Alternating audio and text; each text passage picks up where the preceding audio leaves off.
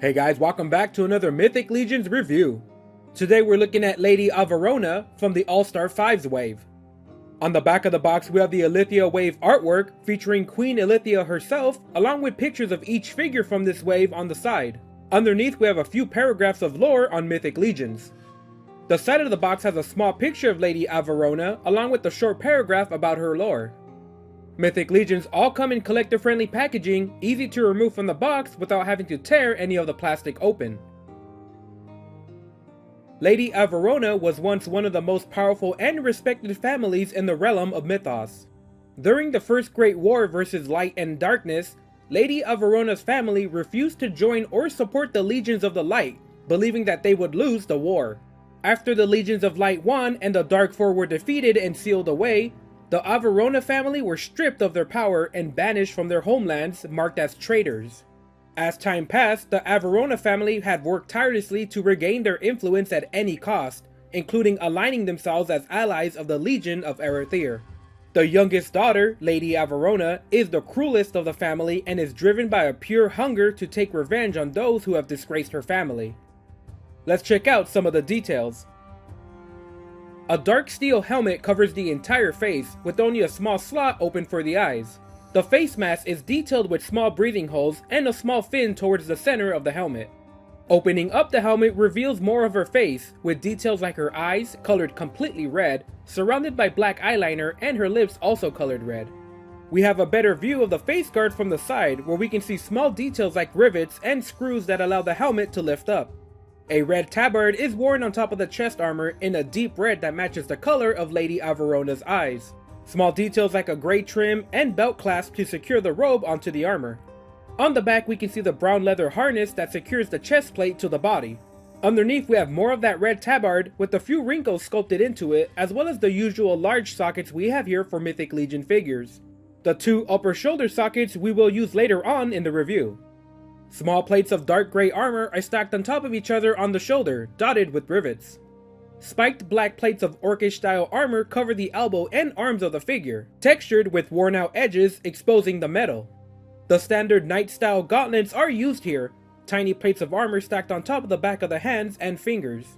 A brown belt rests on the waist, held into place with a small buckle, resting on top of the armored orcish belt, detailed with more of that black corroded effect, scratches and dents. Underneath we have the rest of the red tabard hanging below the belts. The cloth tabard reaches all the way down to the feet in both a wired cloth and plastic version underneath. Orcish style plates of armor hang down from the metal belt, black corroded sharp plates layered on top of each other in 3 large layers. On top we can see the small pouches from the leather belt worn over the armor. A small plate covers the backside where we can see the chainmail effect detailed into the sculpting. Removing and lifting up the tabard, we can get a better look at the armored knight-style thighs, heavy plates attached to each other with rivets on the side. We continue the orcish-style armor with the legs, black corroded armor with sharp points, and plates stacked over each other ending in more points. We wrap up the details of the figure with the boots. Orcish-style boots, with the only noticeable features being the 2 points on the front and back of the metal boots. Let's check out the articulation.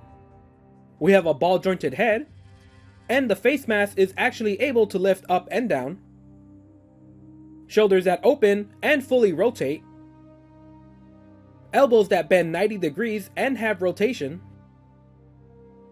wrists that rotate and bend up and down, a joint at the chest that allows rotation with the armor slightly blocking rotation, a ball joint at the waist that allows rotation. And while there is a lot of armor at the thighs, the legs can still fully open and bend forward and back. Thighs that can rotate.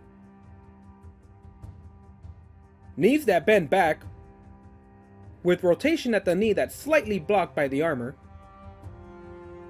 Ankles that bend up and down and rotate. And the foot that twists.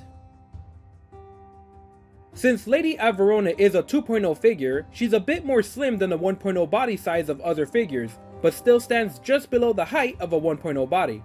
Next to another 2.0 figure, we can see the height and body size are pretty much identical across the smaller bodies. Next to some 6-inch Hasbro figures, we can see the height being more standardized here, with Mythic Legion scale fitting in just fine with other 6-inch toys.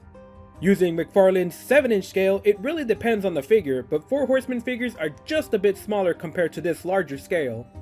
We get a pair of Orcish style shoulder armor and that matching black corroded effect. Unlike the other figures from the same wave, I didn't have to heat up the back peg into the shoulder armor, but I suspect it's because the smaller style of armor is made of a harder plastic. To equip the shoulder armor, you can simply peg in the armor into the socket on the back. A dark steel and red shield matching the colors of the figure that comes with a 2.0 style grip to attach to. We have a gold, red, and silver sickle style sword with a curved blade. A black and silver two-handed elvish style axe with a hooked blade. We have a new style of 2.0 belts for the smaller bodies with much higher details and paint.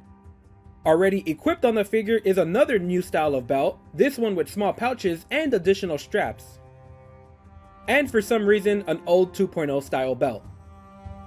Lady Avarona gives us the opportunity to see humans who sided with the forces of evil during the Great War.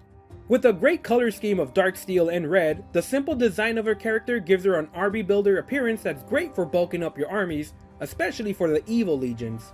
The inclusion of a soft wired cloth is a nice touch, but it doesn't really feel like a big impact on the figure, especially when we still got the plastic version that does the same job. The helmet feature of being able to mask and unmask the face is always a great option, giving you a bit more value in posing for the figure in different styles. For the accessories, we get the standard 3 items and shoulder armor, with every weapon and shield design using the new 2.0 style of weapons instead of the generic swords we used to get.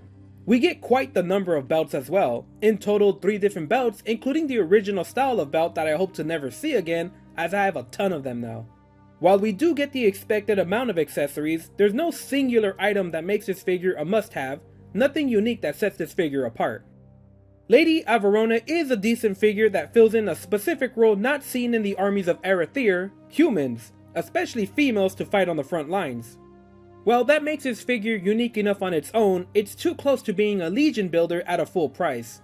As the daughter of a great family, I would have expected at least a cape to make the figure feel a bit more regal. As a plain female knight in some nice dark colors, Lady Avarona makes a great pickup for those collecting the Knights of Mythic Legions. But if you're looking for a standout character with great value, she's outshined by other figures in the All-Star 5 waves, like the Xylonian Guard and Duban, who are packed with accessories.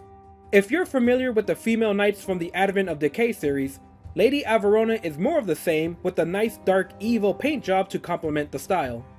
Alright guys, that's it for this review. Leave a comment letting me know how you like this figure, subscribe or share this video with your friends to help out the channel.